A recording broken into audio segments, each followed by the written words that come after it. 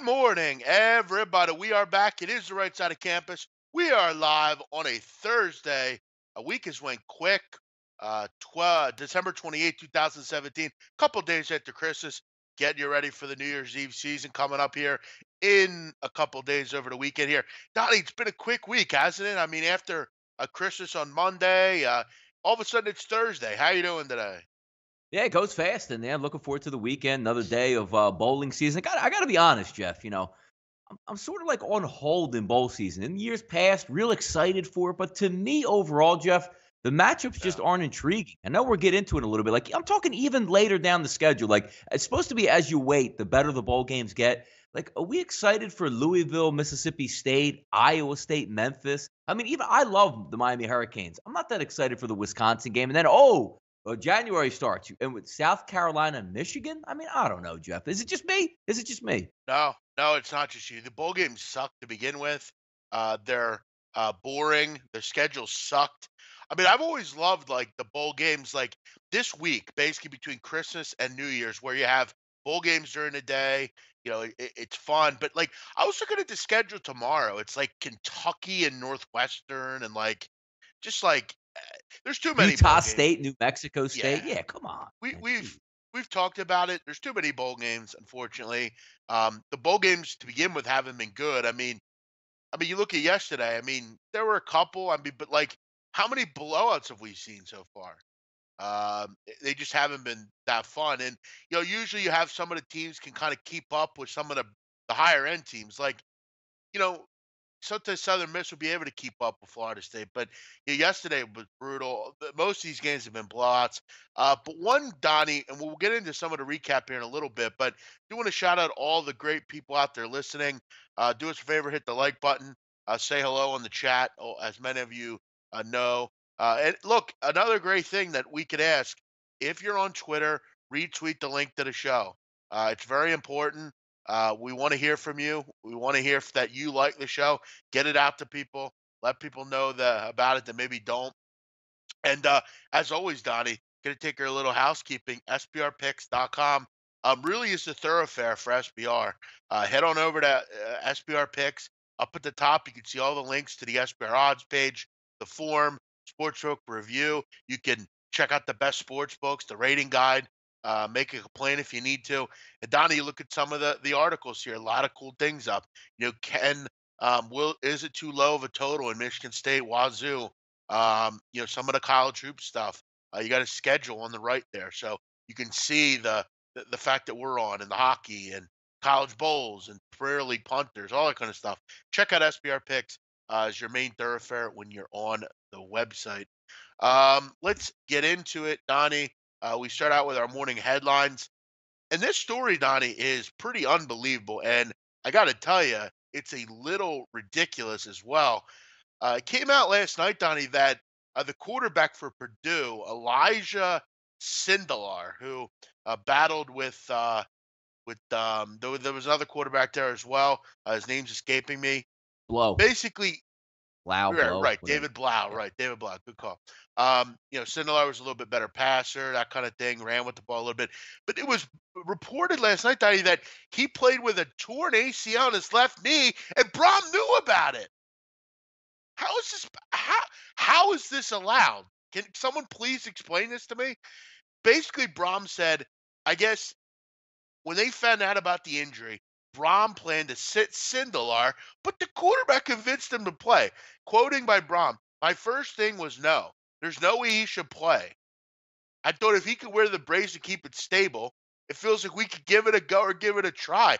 How is this allowed, Donnie Wright? Can you I explain? don't know. Yeah, is this just sound like a lawsuit heading down? Like, what if he goes out and Yes. like, let's just say his knee just goes sideways while he's throwing? And like, Jeff, I know what ACLs look like. I've never had an ACL, but you know the symptoms of it. We just saw it with Carson Wentz and thousands of athletes that go through. It's an unstable knee. You can't cut. You can't move around. I remember a couple years ago. It's probably about a decade ago now. Philip Rivers played on a torn ACL in New England, Jeff, meaning he took the snap from center, had the most massive brace you could ever see, and was like a I don't know, a paraplegic, quadriplegic, whatever. Like he couldn't even like take a step forward or to the side before he threw the football. Watching Sindelar, Jeff, did he even have a knee brace on?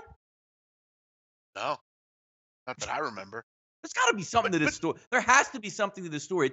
It physically doesn't make sense. It's one thing if you say Sindelar tore his ACL with 6 minutes to go in the fourth quarter and was able to take snaps out of the shotgun position and hand off because we had the lead. You say, you know what? What a warrior. That's ridiculous. He did it, but it is a warrior. A month on an ACL? I don't get. I can't even fathom. It doesn't make now, sense. look, Donnie, I'm not saying that if I'm 21 years old that I'm Sindlar. I care a lot about what my parents think, but I probably do. If you're this kid's parents and your kids at Purdue playing football, and you hear about this story, there's got to be some negligence here. No, I mean, you knowingly allowed the kid. This has to be against the rules. No, I don't. It Maybe doesn't I'm make any just sense. It's against every medical thing you've ever heard. Like the AC, like can you do more damage to the actual ACL itself if it's torn? No, you can't. But the damage is done because you're not going to be able to protect yourself. You tell me, like Jeff, I have to go back. Like I haven't watched Purdue, play for play, or even said, let me just take extra care and look at the quarterback. I'm gonna have to go back on like ESPN 3 and just go back and like rewind plays because I'm sure, Jeff, he was running around in the. This doesn't make any sense. It has to be like maybe he had a little nick in his ACL, which technically it's a torn ACL, but there's no way he had a torn ACL and he's running around like there's nothing well. wrong out there. Listen, I give the kid credit. He played very well. Um, but and then I'm reading that it's not unprecedented for college athletes to get who play with a torn ACL. Another former Purdue quarterback, Robert Marv, played the final two games of 2012. So this is a problem at Purdue. The trainers are being outgunned by the coaches. If you have a torn ACL, you shouldn't be on the field. It's true. You cannot damage a future because you want to win a bowl game. I mean, this is ridiculous. This has to be a broken rule. There has to be. I mean, what do you have trainers for? Well, if you have a trainer, why don't you say, well, I have a concussion. I feel fine. I'm going to play anyway. I mean, that whole like manly, I'm going to play through injury kind of thing anymore. Look, it's 30 years ago it was cool, but it's just stupid at this point. A very odd story here. I have a feeling we're going to hear more about this at some point. Um, if you're a quarterback, you could plan a slight, but it's stupid. It's not a good idea. Why are you doing that? Yeah, Especially but him. but the weird, but it wasn't even hindering him. It wasn't even like when you have a tornado, like you can't move. That's the whole point of Yeah. it. Like I got to go back and watch this because I know it. I guess it was kept inside where obviously the announcers didn't know it. But Jeff, you would know. Like you don't 360 in a bowl game, fast moving up and down the field, 2 minute drills. You can't do that on a torn ACL. I'll be real, Donnie. I watched a lot of the game. I had Arizona. I can't remember a lot of situations where he was running with the ball. I mean, a lot of it was, in the pocket, that kind of stuff. Again, a very odd story, very negligent story. I'll be interested to see if anything comes out of this because you know how, you know, reporters are nowadays. I mean, it's weird because you're seeing the article and it's like, oh, well, it was like, he played on a 10 ACL, big deal. I mean, it's pretty Yeah, big, like real tough frankly. kid played a whole month on a torn ACL, and I'm saying to myself, like, what? Let me just read into this. Maybe I got it wrong. Maybe he played the last 5 minutes on a torn ACL because he just wanted to gut it out for his team or something like that. This like, so he's going through practice. I don't know. I don't even like. I just have to dig in a little bit more because What this does is this just say, completely Donnie? not To you? making. Is this more of wow? Elijah Sindler is such a warrior. Wow, Elijah Sindler is a real dumb fuck for trying to adapt for playing on a torn ACL in the Foster Farms Bowl. I mean, Or like, does that mean their head coach now is going to be is about to get canned in about 2.5 days because he kept this and it was unsafely and there's a lawsuit? I mean, hey, maybe of course the kid wanted to play. It's same thing like a boxer, Jeff, who's knocked silly out there. Don't throw in the towel. No, no, no. Sometimes you have to have better management that says, dude, you're about to die or hurt yourself out here. I'm going to stop this. Donnie, I remember when I was a kid, we had a pool when I was younger. My dad put in a pool. We moved to this house. My dad put in a pool, and I remember like my parents would leave, and they would always say to me, if I had friends over, don't go in the pool if we're not here. Don't do it. And I said, come on, Dad. I mean, we're fine. I mean, we can all swim. I mean, what's the problem? And I never understood it when I was a kid. But now I look back and I said, wow, if he would have got injured, one of my friends, I mean, they would have sued the fuck out of my parents. Yep. And I never really thought of that, but it's like if you send your kids to a school, you should have feeling that they're going to take care of the kid. It's stupid. It makes no sense. And nowadays with injuries, you got to wonder how. this was allowed. I mean, it's a ridiculous thing. Um, and to do this, this is why you're a coach, Jeff. I mean, you shouldn't have let players let you decide what happens. That's what coaching is. We move on. We'll get to the Bulls, recap that in a little bit, but we move on to some NFL stories, Donnie. DeSean Jackson in the news again for all the wrong reasons. Yeah. Listen, the problem DeSean Jackson has is he allows his friends to do way too much. I remember when he lived in Philadelphia, he had a robbery at his house, and it was never, Inside job. you know, Yeah. it was always we always everyone kind of always thought it was an inside job by DeSean, but I mean now you have a friend driving his car. Car was involved in an accident. They found some weed. They found some guns, some bullets. Again, 6.3 grams is very little marijuana. I don't really that doesn't really make much bother to me. As far as the hollow point bullets as well, in Florida you can have them. Again, do I understand why you have them? Not really. Do I think this is a big story? Not particularly. Again, it wasn't him. It was his friend, friend's weed. It possibly was. It's not like we're talking about 6 pounds of weed here, Donnie Right Side. But this is a continued problem with DeSean Jackson. This isn't the first time he's been involved with negativity around the team. And when when you become a player like him, this stuff has to stop at some point. Yeah, and the problem I have with this, Jeff, is because you always, you have the grain of salt. Now, here it comes out. It wasn't me. I wasn't there. How much you want to bet, Jeff, that either he was driving or in the passenger seat or in that car when the crash happened there? Um, I don't think he was. I feel like the friend just took the car and the kid was, I'm sure he knew about it. I don't know if he was there. I don't know. That's a good question. But also, like, if you're the friend of something, you get caught up in that or whatever, because you know the way it works. And a lot of these guys, I mean, Chris Carter always used to joke around, you got to have a fall guy. These guys hang in pretty tight circles with each other where they know, the one guy feeds everybody, a la DeSean Jackson. So if I'm going to go out, I'm going to ride around or come back home after, a game we just lost, or I was on IO, or I didn't play in the football game, got a little bit of drunk, a little drunk, maybe smoked a little weed, drove around and crashed.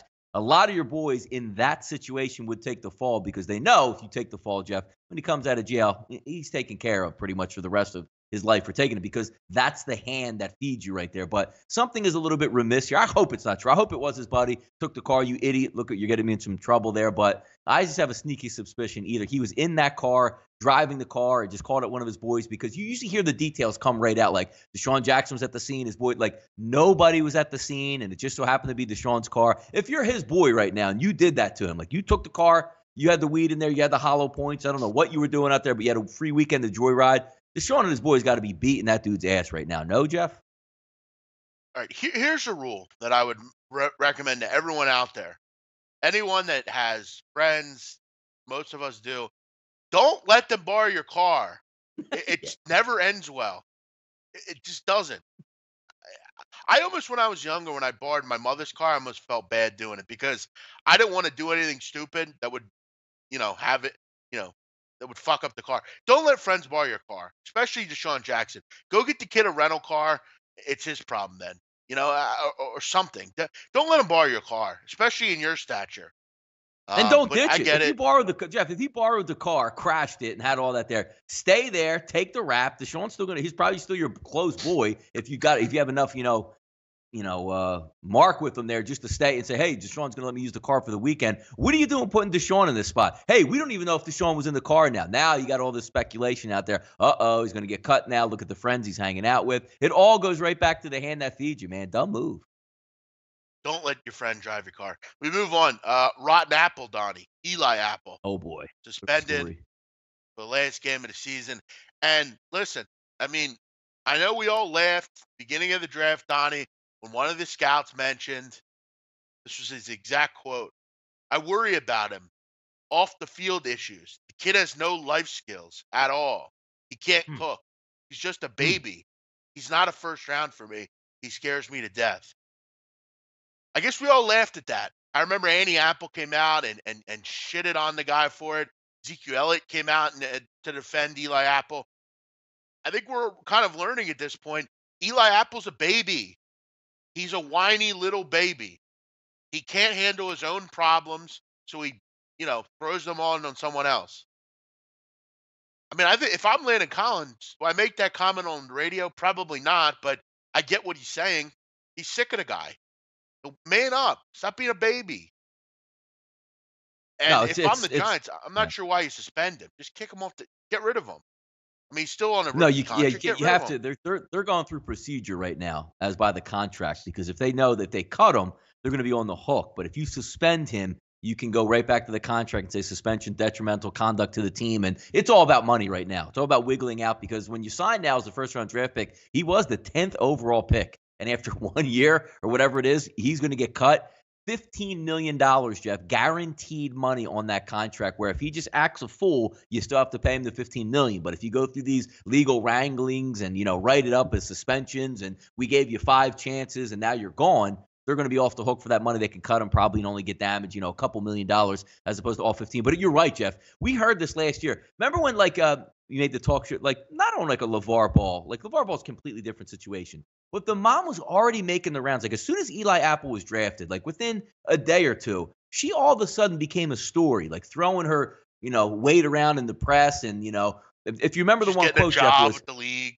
Yeah. yeah, she's getting a job with the league, her own talk show. But also the one interesting comment was like, I had Eli's phone, and you should see all these booty pics of the girls trying to get in his DMs. This isn't happening. And you're going, the mom is getting control of the kid's phone. Like, first of all, the kid's what, 21, 19, 21, whatever he is. Dude, Like, he's I'm about to not become a kidding. millionaire. Go The ahead. mother's weird, dude. Like the mother's Yes. weird. Like when she did that, I thought it was like weird. But then I thought, you know what? She's probably just trying to protect the kid. She doesn't want him to get And jammed joking up. around. And at least joking around, right? Like, she has a Yeah. personality. Like, hey, boy, you should have seen it. His phone was blowing up. I just picked it up. All these girls' booty pics are in there. And it's like, you get a good laugh. But I think it was dead serious. And then like I saw an article, like I saw a video that she did, like it was like an interview, and like the woman asked her like, how did you feel when you saw him walk out? And like the first thing she says is like, oh yeah, look how handsome he looks. I'm just like, dude, like this is kind of weird. Like I get you love your kid, and like what is how he looks have anything to do with it? Like just say, he's a good young man, he's a great player, he's a good kid. I'm proud of him. That's it. I mean, she goes into this Or like I'm gonna have to move in with him. I'll cook his meals while he's a rookie. Dude, the kid already went to colleges away. I'm sure he has friends, and he's from New Jersey. It's not like Jeff he moved to Seattle, Washington, where he's a little bit awkward and says, "I don't know anybody. I'm gonna move like some of my family out here just so I can hang out for a while with some people here." Didn't need that much coddling, but you knew that red flag was coming up, and every single thing you heard out of it. Because Jeff, you know as well as I do, in a professional locker room, it's a dog eat dog world. Like if you can't stand up for yourself, we saw the whole, Jonathan Martin bullying stuff. I mean, it's a very vicious world, and especially if you're not playing good football at the time, they tend to eat on each other. And this guy couldn't stand up for anything. I mean, come on, you're a first-round draft pick. You're struggling. You're getting suspended. You're home. Your mom had some surgery. You have to miss a game. We knew it was all cover-up all through the way. And then you come to week 17, you're like, yo, man, we got our starting 4 out here. Eli, why don't you just run a little bit of drills over here on the scout team? I'm not doing that. I'm going to fight the coach. I mean, what a bet. You talk about, again, it's what it says. Rotten apple right there. A top 10 pick, Jeff. Top 10, and you can't even use him on your football team. No, and now what's to say for his future? I mean, I'm sure he'll get a job somewhere, but I mean, at some point you got to man up a little bit. I mean, you're a professional. I get you're young. These kids are kids. At the end of the day, a Did you lot see of the them, and they're family still. stuff coming out, Jeff? Did you see the family squawking now too? Saying don't blame Oh yeah, Eli, like blame the mom, like in the sister-in-law yeah, well, saying, the brother, sheltered yeah. everybody, and now it's like she wants all his money and she keeps him away from everything, and wow, it's Oh, amazing. the And the brother brother shit too. on the mom. Yeah. I mean, the brother was like talking about if she's the cancer, the mom's the problem. I don't disagree. I mean, she seems like a thief in a way to me. She seems like, you know, and that's why, like, when people relate LeVar Ball, it's like I don't relate that at all. LeVar Ball has done everything he can, I feel like, to make his kids succeed. I mean, he kind of builds them up. They get their own thing, and he's trying to build them up as well. This woman just seems like, she comes across as like Never let him I don't go. know if Like never let the kid go. You know what I mean? Like you know how like oh your kid goes off to school. He'll make it in this world. He'll make his mistakes. It's almost like he went off to school and she went with him. Like I'm gonna make sure he goes to class. I don't know, Don, if you know like the background on Drew Brees' mother. Do you know about that? The only background I knew about that is she used his name in some political campaign, and he lost his mind. That's all I know. So I don't know if it's strained or what their Right, relationship because is. basically when he was drafted, she wanted to be his agent, and he said no. He, he said no, and ever since then, their relationship's been non-existent. But she passed away, from like a drug overdose, like a couple years Wow. ago. No, did not know that. Yeah, and when I thought about that, when the Eli Apple thing, it kind of reminded me of this in a way. Like his mother, I guess maybe she in a way felt slighted, and why wouldn't my son want to have me as his agent? Or, I feel like this Annie Apple, like she's a psychopath. Like if you say no to her, it's like she's almost like she's like a Gestapo in a way or something. Like you don't say no to her. No, It's can you weird. I imagine mean, like raising your kid that way and like you see like they're really good at sports, Jeff? Like one day you have a family, Jeff. You have a little kid growing up and be like, you know what? He's 9, 10 years old. Like, dude, this kid's gonna be a pretty big kid. Like he might have a future, let's just say, playing on the offensive line, like major college football, maybe go to the pros. Is the first thing you look at with your kid, Jeff, is you know what? He's gonna pay off my house. I'm gonna get this real fly ride. Like I'm going to make sure I get 10% of his deals. I'll cut a deal with his agent on the side. Or do you just say, you know what? I hope he makes all the money in the world and it just makes me happy watching him. There's two paths that parents go down. And sometimes those parents go down that, here's my meal ticket. Here he comes. I mean, it's awful, man. It's awful. it really is, and I think you're totally seeing it with Mrs. Apple here. Um, Psychopath for sure. Donnie, let's move it down. I'll be interested to see what happens with this whole story. Um, but It's a but good then one. I've also read Donnie that do you know who Michael Blackson is? Why do I know the name? Explain it to me because Yeah, I'm probably he's sure I like know. a comedian. He's like Yes.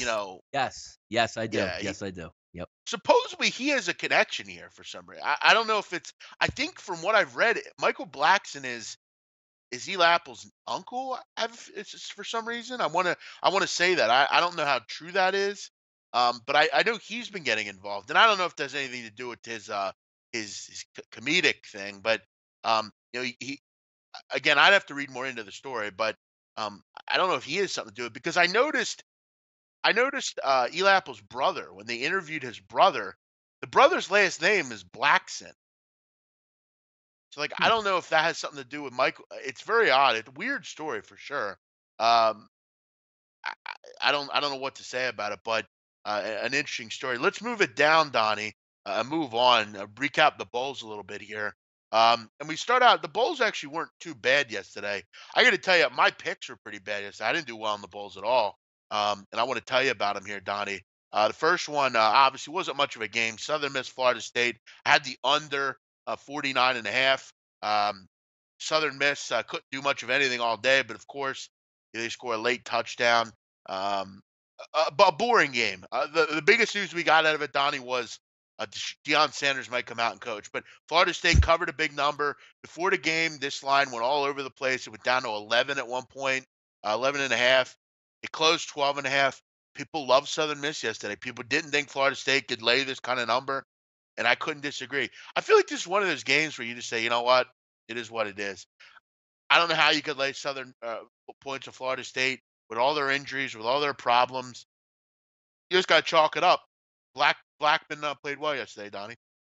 Yeah, no, I watched a good portion of that game. I didn't even get the game on before I saw Southern Miss up 6-0. As soon as I saw the scoring up, I'm like, up here we go. Florida State's packed it in. But I guess when your second stringers, I mean, there's still 3, 4-star guys. They're going to outman Southern Miss. And as you watch the football game go on, it wasn't so much what Florida State was doing. It's just that they were overwhelming Southern Miss. Like you couldn't get loose, you couldn't bounce a play outside. Cam Akers, I mean, Jeff, we've talked about him right from day one. Coming out superstar in high school. That's one of those games where it's just like, you know what, I'm just better than everybody out here. And their offensive line was just, bigger and stronger than the defensive line of Southern Miss. But you're right, going into the game, I mean, even right up to, I guess, game time, you're hearing guys sitting it out for Florida State. They only had, 3 scholarship wide receivers eligible to play in that game. Auden Tate actually scored 3 touchdowns, one of the scholarship athletes out there. So just too big, too talented, and it showed up there. But that was interesting because when Florida State got down 6-0, Jeff, what's the narrative on Twitter? Yep, Florida State doesn't want to be here, but credit to them, credit to kids. They had fun in the game. They really put it on. Southern Miss covered easily in that one. And great, not a great atmosphere. And, for Florida State kids, Florida weather, that wasn't Florida weather, and they came to play. Yeah, I was really I was really disappointed in Southern Miss's defense yesterday. A group usually pretty good. I mean, you give up 42 points to that offense. Not impressive. A lot of missed tackles, a lot of offsides, just a sloppy game plan. Boston College, Iowa. What a disgusting game this was, Donnie. I mean, I get, and look, we have to stop with this baseball stadium crap in December in New York. You want to have a bowl game at Chase Field, fine. You want to have a bowl game at, In the Arlington Bahamas. Stadium in Texas, fine. But why the hell you have an outside bowl game December 28th in New York? What do you expect the weather to be like? This was a joke. The field was pathetic. This was an injury concern as well. You talk about negligence. What about this game? I mean, you had people. It was like a fucking ice skating rink, Donnie. I thought I was watching Tara Lipinski on the fucking ice. I mean, it was Yeah, and amazing. and when you watch too, it's like, hey, after like the first three plays, everybody changed into their basketball shoes. Oh, that sounds like a great football game out there. Yet the game still somehow finds a way to go over, Donnie. I mean, Yeah, it does. uh, And it looked like it was setting it up. And Mac Brown out there was having the game of his life, just calling everything completely wrong in the football game, I which got to tell you, drives me Donnie, absolutely wild. Like, Jeff, first of all, Jeff, it's freezing cold weather, right? Like, you have college field goal kickers. Wadley makes a nice run to get about the 19-yard line. And what does Mac Brown say? Well, they got the field goal here. Just don't, turn it over and kick your field. Why would you kick a field goal from like 40 yards in like kicking a rock out there? I had to like when they get the interception. He goes, "Well, that's over. The game's over now." And it's like, first of all, Mac, I don't know if you know, but they have 3 timeouts, and the conditions are bad. 1:18 on the clock. Yes, well, they can Yeah. run the clock out if they just they ran like 3 plays it's and ran like Iowa. 11 seconds off the clock. Yes, exactly. It's Iowa. It's not like Washington State or Oklahoma. It's not like one of these high level passing offense. It's Iowa. You know they're going to Even in just Jeff, run like, up the middle. like when the first, second, or third play of the game, the interception by Iowa, it was a tipped ball. He got the ball at like the 40. So he starts running the opposite field, like trying to widen the screen. He's going to the 30, 25. Mac Brown goes, he's in for the touchdown here, and he gets tackled like the 16-yard line. I don't even understand it. And then even the fourth quarter, the touchdown, which put the game pretty much out of reach at that point, is they go in, and Mac Brown's like, yep, I don't see anything there. Looks clear like it's a touchdown. Then I guess it was Booger McFarland's like, yeah, you can't overturn this. And I'm saying, does anybody just not see this replay where he's down literally like the 1-yard line? And then well, they had enough to overturn it there. Come on, guys. I think, Donnie, I think what we and I've noticed this. I think the problem we have with some of these guys that watch the games is I think we do get on them a little too much. And I think it's because they don't have they have a little TV. And I don't know if maybe some of them can't see the TV from where they're sitting. They don't have spotters either, Donnie. A spotter is basically someone that sits next to the play-by-play of the commentator. No, they do. 100% they have spotters. Yeah, every single. I don't know if I feel like I've never seen a spotter up there, and it's like because if you ever see the Merrill Reese, Donnie, when Merrill Reese they zoom in on him, he always has like 3 or 4 spotters, and they help him out. I feel like it's someone's in on spotters because they can't be that stupid. But we move on, Donnie. No show by Missouri offensively last night. They were lost, and look, I mean, the concern I had for Missouri was the layoff, and they were off for a month. Their offense was rolling, but you face a good defense, you step up in competition a little bit. Even after Texas's couple of defensive players was out, a storied night for that group defensively. The punter was fantastic, set them up in negative field position all night. Seemed like every time I saw Missouri on offense, they were inside the 20. An impressive win for Texas. Tom Herman as an underdog, Donnie, cashes again.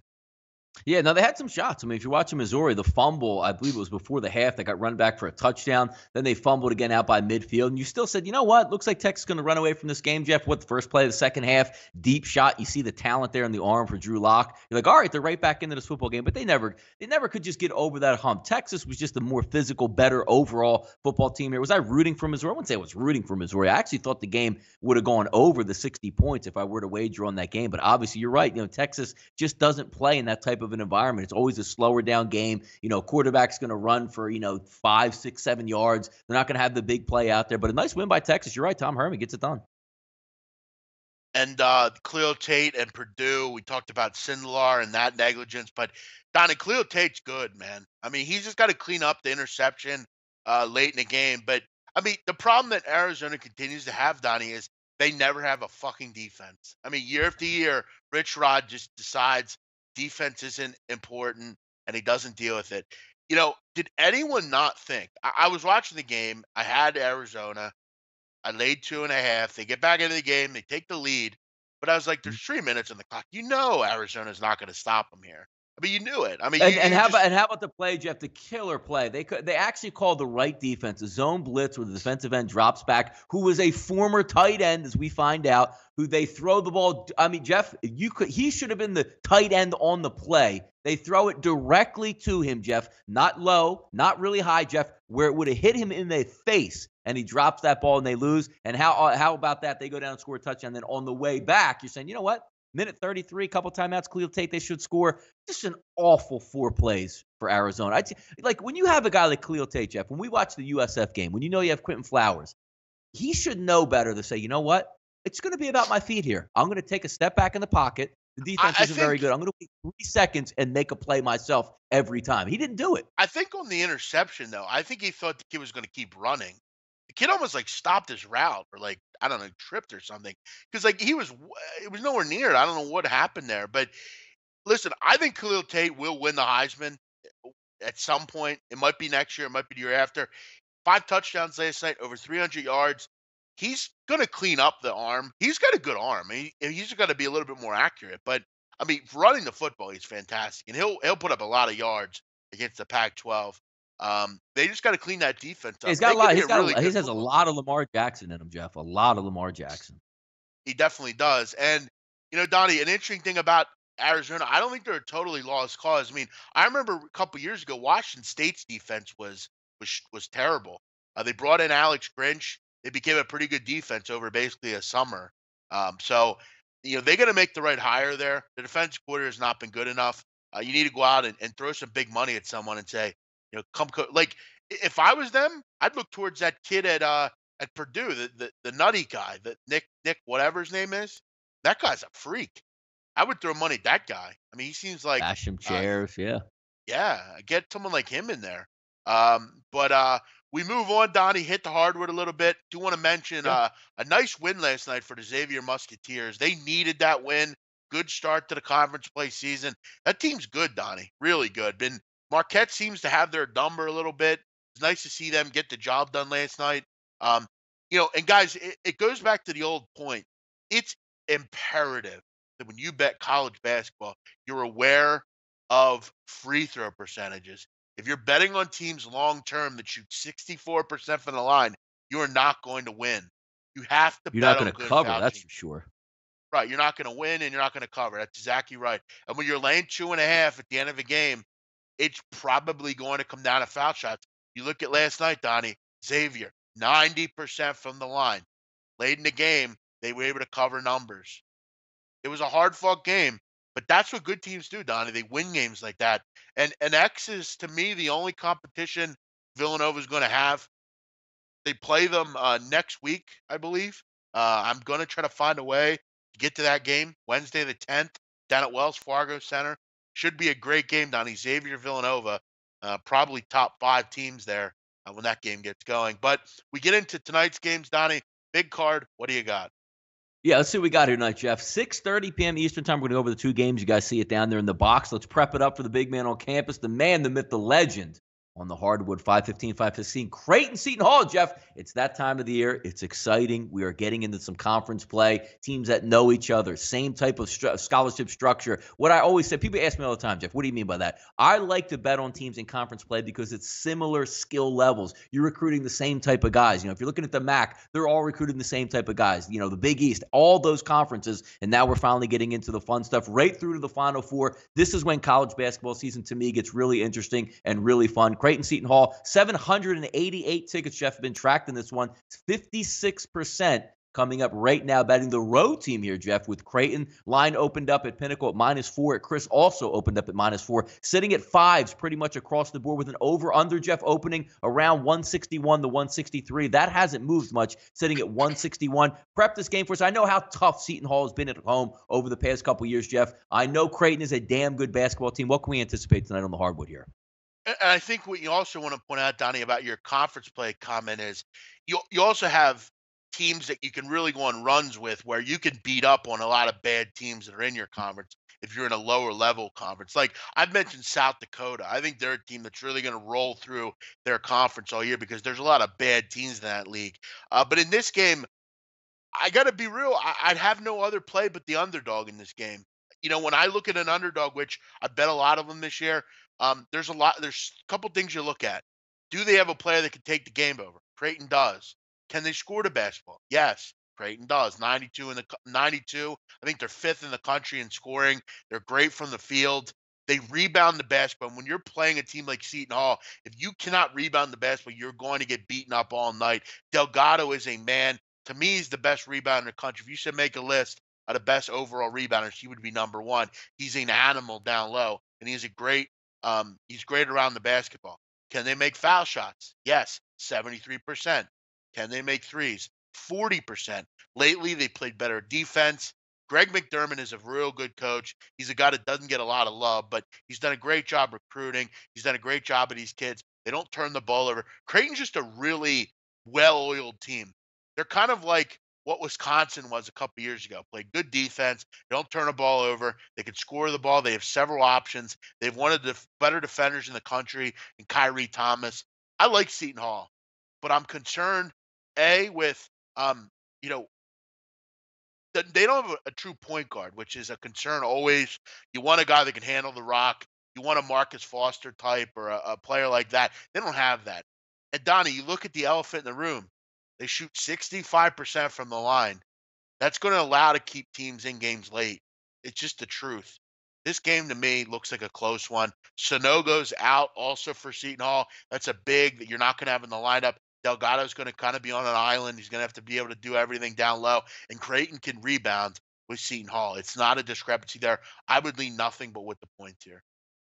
521, 522 North Broad Street tonight. I do know somebody who's actually going to be in the house for this Tulane Temple tilt. Not very much betting angles right now coming in offshore, Jeff. Under 100 tickets have been tracked in this one. So still early in the day, 7 o'clock. That's going to build as the day goes on. 50-50 ticket split early, though, however, Jeff, with those limited amount of tickets. The line opened up in Temple's favor, minus 10.5 at Pinnacle. Opened up at Chris at minus 9.5. Now we're seeing double digits pretty much across the board. Sportsbook.com at minus 10. Bet online right now, minus 10, but plus 100 on the juice line. Over under at 148, Jeff. That hasn't moved much across the board. Touching CG Technologies 148.5. Tulane Temple, North Broad, Leah Center, Jeff. What are we looking at?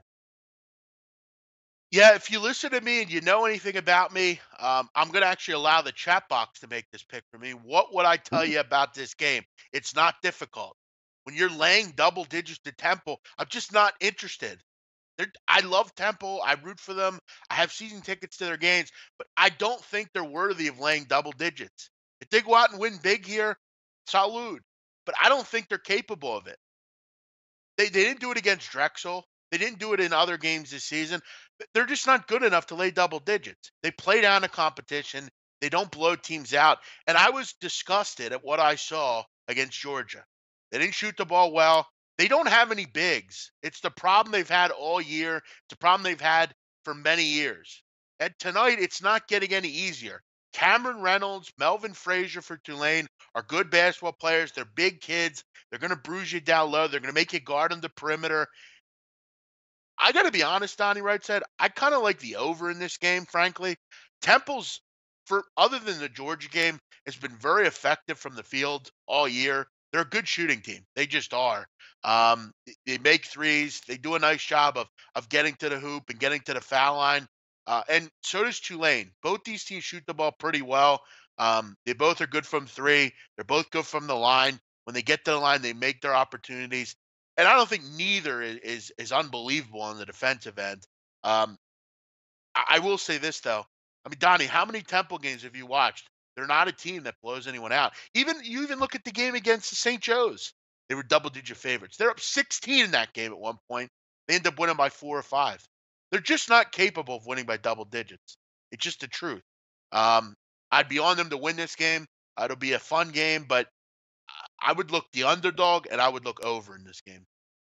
Jeff, I got to say, like looking at the board, going up and down, there's a plethora of college basketball games now that you're finally hitting into that season. The holiday season's still here, but that little lull before Christmas, bringing a tear to my eye, Jeff. There's two games on the board right back to back, 559, 560, 561, 562. St. Peter's, Fairfield, and Monmouth, Quinnipiac. It just, Jeff, the time is now. It's like welcome home for me when I see these games out there, Jeff.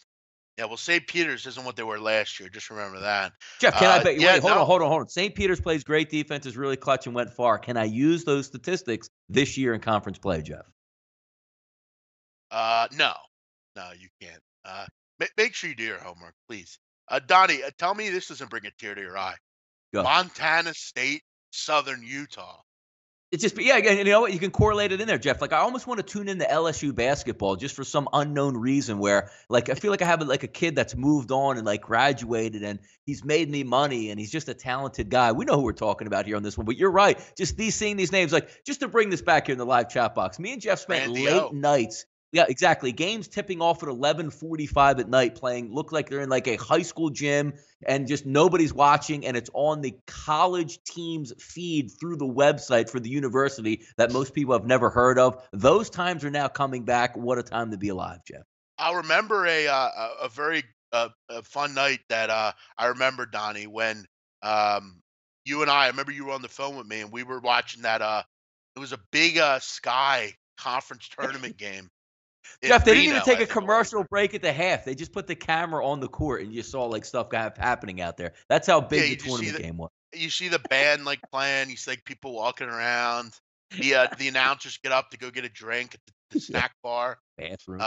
It's you remember those kind of things, and it is right. The time is now. Donnie, one question here. Temple might be a good one live if Tulane makes a run and the spread drops. I got to be honest, Retro, I'm just being real here. Temple does not have the ability to cover big number. They just don't. If you're going to get an in-game number, sure, but just don't buy into them until they cover a big number. I can't get into them. I just can't. Donnie, let's move on here down to the NFL. And Donnie, I came up with some things, and I know we're going to do the play or to play not. Who do you want to play? I know the Jaguars, Donnie. I wanted you to get into that quickly here. The Jags are going with a full team here, aren't they? I mean, from the looks at it here, but again, I haven't bet this game. Am I looking to bet this game? Probably not, because if they're both going to play both of their starters, one team has to win, the other doesn't. But Jacksonville's still a formidable opponent. And Tennessee, we've seen, a lot of shaky times heading down the stretch where it seemed like every week they can clinch a playoff spot, but just can't do it. The only question I have is you'll see the two things pop up there on the screener at the bottom, Jaguars and Rams, the difference of style. I love what Sean. I was completely down on the Rams coming into the season because just what Jeff Fisher left that bad taste in my mouth. And it looks like, when you have talent, who Goff does have talent, and you just get a system behind him that he can work with, the sky is the limit for them. Now, they're looking at this saying, you know what? There's a bigger picture here. We don't have a bye week because we have won the division, but we're not getting the top two seeds. We're going to rest our key players here. You can't, again, Jeff, you can't rest the whole team, which we're trying to tell everybody, like, oh, you just rest your starters. It's physically impossible, but you rest the players that make a difference. No Gurley in this game, no Goff in this game, no Aaron Donald, because those guys are the ones that are going to propel you in the playoffs getting through. I completely agree with what they're doing because it's been weeks and weeks and weeks since they had a bye week, and you can't injure yourself heading into the playoffs when other teams, a la the Eagles and the Vikings, are sitting and waiting for you on a bye week when you have to play a week. Flip it over to the Jacksonville Jaguars. Look, I get that they got beat by the 49ers last week. They had a nice run up to losing to the 49ers. The whole Doug Marrone, Tom Coughlin, like, well, we believe in playing and getting momentum. Well, how would momentum look if Jalen Ramsey goes down, if A.J. Bouye goes down, if Fournette goes down, if Calais Campbell goes down? What do you get? These are grown men and professionals, Jeff. This isn't like, a high school team like, hey, we're going to the playoffs, but we want to play well before we get there. They're professional grown men cashing a check. Rest is the most important thing in the NFL, not winning an absolutely meaningless football game, Jeff. It's not even like if they win the game, they can improve their seeding. They're locked into their spot. I don't understand it. That's the difference, Donnie, between Doug Marrone and Sean McVay. I don't get it either. Donnie, I got some questions for you. 5-pack of questions that I want to go over with you here. I came up with some bangers here. NFL, want to hear your opinion. Feel free to chat with us here if you're in here. Let us know your opinion on some of these questions. Donnie, number one, in the NFC, Who's the most important player to his team on a playoff team? Who's the player that a team just can't not have? I think, Jeff, we're like, again, preface it out there, people. Me and Jeff didn't talk about these questions and set these up. But in the NFC right now, the single most important now we should preface this, Jeff, by saying, like, if you lose Drew Brees, if you lose Cam Newton, I'm going to take that out. I'm just talking Right. normal This is more like rotational. Yeah. right. Yeah. Like, That's you want to take a monster D tackle like an Aaron Donald or something. But I'm going to go on the same team Aaron Donald plays with. Todd Gurley is one of the single most impressive seasons I've seen out there because he does it all. Picks up the blitz, dominates in the passing game when you throw him the football, dominates the ground game. When you have a guy like that, he is built to win in the playoffs because you just give him the football and get out of your way, and everything works off him. Your whole defense has to know where he's at the entire time, Jeff. In the NFC, I can't lose Todd Gurley. I'll go Nick Foles. Oh. I mean, Nick Foles is the little shot that Eagles do have is going by the wayside if Nick Foles gets injured. I mean, let's be real here. Jeff, come on. Sudfeld can't get out there and sling it in the playoffs when it matters? Come on. No way. Donnie, other than Belichick, what coach do you want leading your team in the playoff? Other than Belichick, so obviously the teams are in the playoffs right now. I like Doug Peterson. I like Mike Zimmer a lot. But God, Jeff, you know what? Sean Payton's been there. He's got a world championship. I can see that. Mike Tomlin, me, I have my discrepancies. Mike Tomlin does win out there. Sometimes I like to put on my haters hat for him. But honest to God, Jeff, I mean, just call me crazy. Call me crazy again.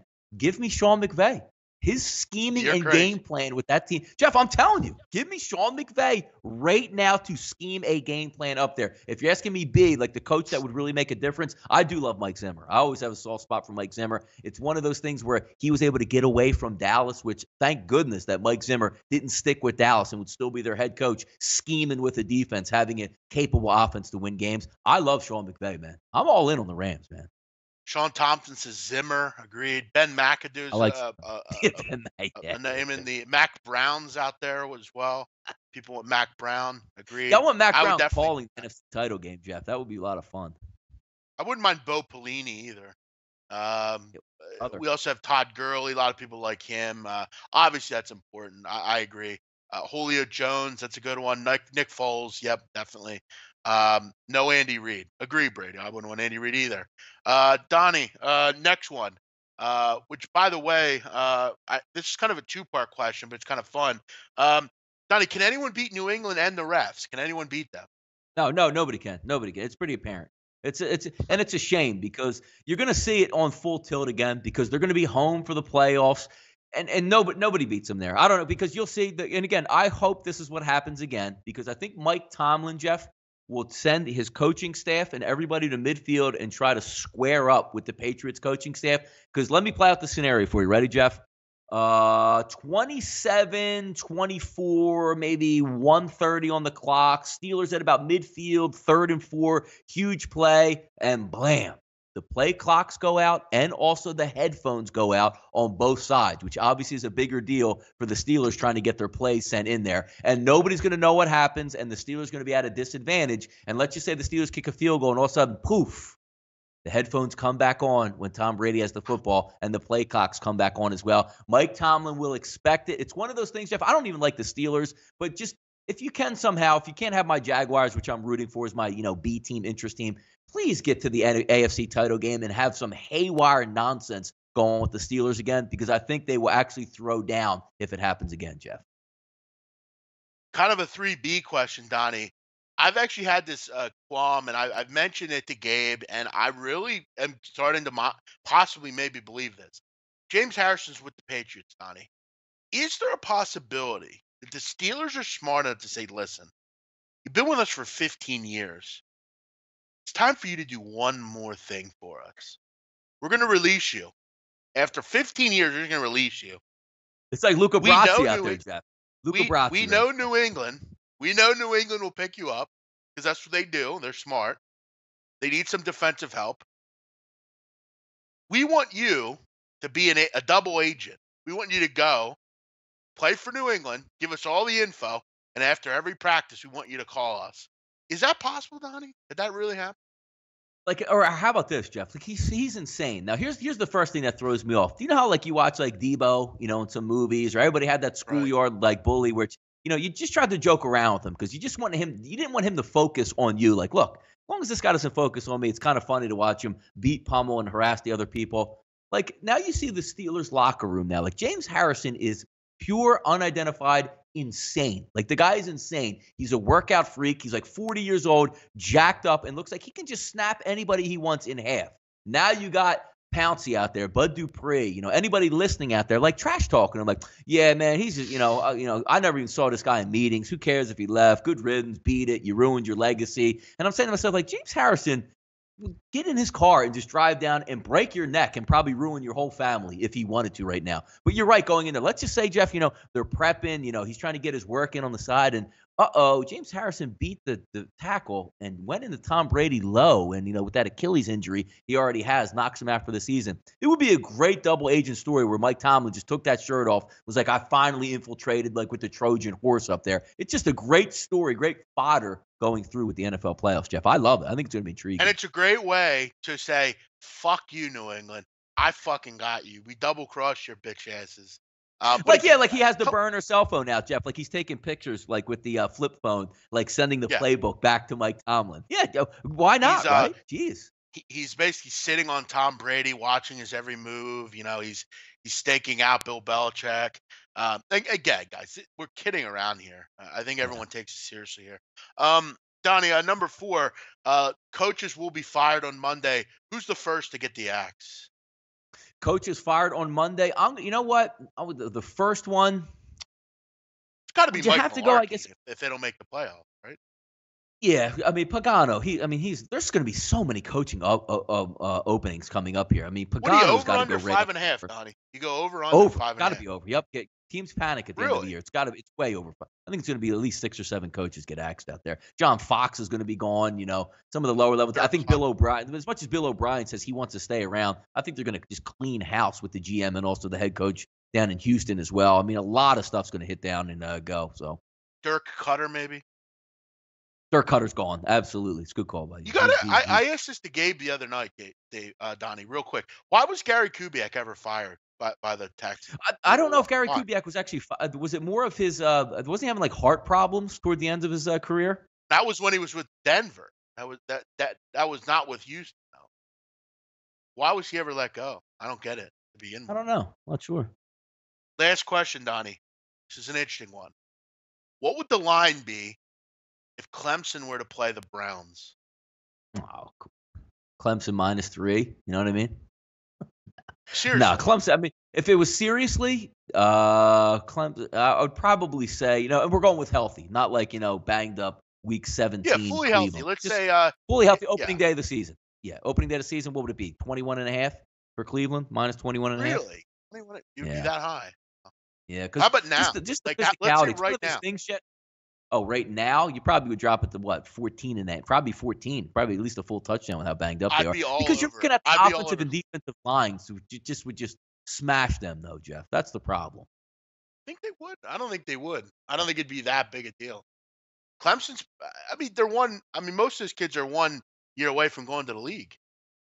Yeah, but these are grown men in the league, 5-6 years. It's one of those things, Jeff, where you just be able to like if you want to look at yesterday's Southern Miss Florida State game, it would almost be like a carbon copy of that one, where maybe Clemson would be excited to start the football game, but you would just see like whatever we do is going to work right here. You know how stupid Hugh Jackson is and DeSean Kaiser is. You would be able to just Isaiah Crowell, Duke Johnson. I mean, they would just eat out there. Josh Gordon would annihilate everybody. I mean, you know what I mean? Just from that accident aspect. And that would be a game Hugh Jackson could win on. That would be a game that he could probably put in the win column. Great stuff as always, Donnie. We have bowls on the schedule here, but we will talk about that at 12:00 noon. 12:00 coming up. Yep. Yeah, we got another great game, a great round of bowl games, Donnie. Virginia Navy in the Military Bowl. That's always a fun one. Virginia, Oklahoma State, Stanford, TCU. Actually, it looks like a decent group of games here, Donnie. Honestly. No, it does look decent. And the one thing I want to point out with this Virginia Navy thing, I don't like this narrative that I see on Twitter all the time. It was the same thing with Army. These guys are wired different. Jeff will tell you the same thing. they didn't play their quote unquote big game Army Navy where nothing matters after them. I mean, these guys are built and wired differently than everybody. This is a huge game for Navy. They're not excited to play Virginia. They already lost to Army. Their season's over. How about Army versus Navy, where Army won and said, "Oh my God, we finally won the Commander in Chief trophies. Now we're going to go out and play this, pretty good team in San Diego State." Did they look like they laid down in that football game or weren't excited to be there? Navy's going to be excited to be in this football game. I don't know where that narrative comes from, where after you play the Army-Navy game, you don't care about anything. And it's in their stadium too. This is in front of their home fans, the cadets. Um, one of the biggest bowl plays I've ever had was Navy -3 against Pittsburgh 2 years ago. Keenan Reynolds' final game. It was a perfect scenario. Every year, you have to remember, kids are leaving to go be in the military. 5 years. I mean, they have to. 5 years. Yep. I mean, this is the last hurrah for a guy like DJ Palmore on Navy, who's one of their better defenders. I mean, this is a big game for a lot of these kids, and Niumatalolo is one of the best at preparing his team. You don't ever see. Look, I'm not going to tell you this is one of the better Navy groups, but I have a hard time thinking Virginia is going to put up much substance here defensively. I am concerned though about Virginia's passing attack against Navy's passing defense. One of the big issues that the Naval Academy has is defensively through the air. Virginia doesn't run the ball really at all. They're going to have to defend the pass. You're going to have a big game out of them, which is a little concerning, but seems like a really good game to get us started here today. We'll be on 12 o'clock. Peter Loshak, Jimmy, me, Drew Martin, we'll be all over that and hopefully have a nice bounce back. None of us, I don't think, did very well yesterday. And Donnie, what would you do if you're Navy's quarterback right before we go here? Would you go with Malcolm Perry, the young, freshman scat back, or would you go? Yeah, I agree. Yes. I think he's the future. He has the home run threat. He's everything that makes it tough for you to stop Navy. I like Zach Abey. Don't get me wrong. I mean, there's good football players out there, but when I'm looking to beat a team, I want the dynamic runner back there. And he's one. Jeff, he has a lot of Keenan Reynolds in him. That's what he looks like out there. Oh, he is. Same type of body, same type of burst. Yeah. He's only a freshman. He'll challenge also to win the Heisman Trophy. I don't know if he'll get the invite, but he'll have the ability. He'll be the player like that. He's that good. Other than that, guys, we'll be back tomorrow, Friday, finishing out the week here on the right side of campus. We thank Juan Ma for producing, and we congratulate Juan Ma, Johnny. Yes, Juan Ma, kid, yes. Little Juan Ma is a father. Hey, thank you, guys. We don't.